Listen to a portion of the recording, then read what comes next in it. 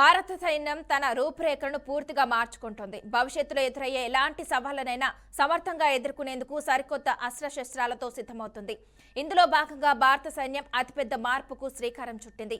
1,00,000 మందికి పైగా డ్రోన్ ఆపరేటర్లతో ఒక భారీ మానవ సైన్యాన్ని సిద్ధం చేసింది. శత్రు స్థావరాలను ధ్వంసం చేయడానికి భైరవ్ అనే పేరుతో కొత్తగా ప్రత్యేక బలగాలను రంగంలోకి దించింది. ఈ దళం ఆధునిక సాంకేతికతతో శత్రులను హడలెత్తించేందుకు సిద్ధంగా ఉంది. భైరవ్ దళ ఏర్పాటు వెనుక కీలకమైన వ్యూహం ఉంది. ఇది సాధన దళాలకు పారా స్పెషల్ ఫోర్స్కు మధ్య వారధిగా పనిచేస్తుంది. ఆధునిక యుద్ధాలలో డ్రోన్ల వినియోగం అత్యంత కీలకంగా మారిన నేపథ్యంలో ఈ దళంలోని ప్రతి సైనికుడికి డ్రోన్ల ఆపరేషన్ యుద్ధ వినియోగంపై ప్రత్యేక శిక్షణ అందించారు. వీరు శత్రు భూభాగంలోకి చొరబడి డ్రోన్ల సహాయంతో శత్రు స్థావరాలను అత్యంత ఖచ్చితంగా ధ్వంసం చేయగలరు. అత్యంత వేగంగా దూకుడుగా దాడులు చేయడం ఈ దళం యొక్క ప్రత్యేకత. సైనిక ప్రధాన కార్యాలయ ఆదేశాల మేరకు భైరవ్ దళాల ఏర్పాటు వేగంగా కొనసాగుతుంది.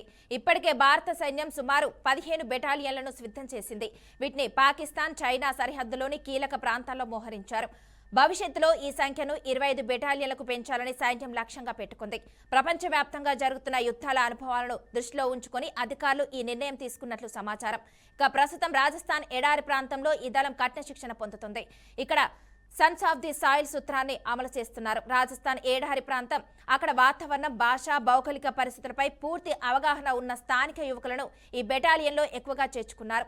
వీరిని డెజర్ట్స్ ఫాల్కన్స్ అని కూడా పిలుస్తారు. రాజస్థాన్ వీరత్వానికి, పరాక్రమానికి ప్రతీకగా వీరు నిలుస్తారని అధికారులు చెప్పారు. టెక్నాలజీ, శారీరక దాడుత్యం, అలాగే మేధస్సు సంపీర్ణంగా ఈ భైరవన్ దళం రూపుదిద్దుకుంటుంది. ఈ నెల 15న జైపూర్లో జరగనున్న ఆర్మీ డే కవాతులో భైరవ్ దళం తొలిసారిగా పాల్గొనున్నట్లు అధికారులు తెలిపారు.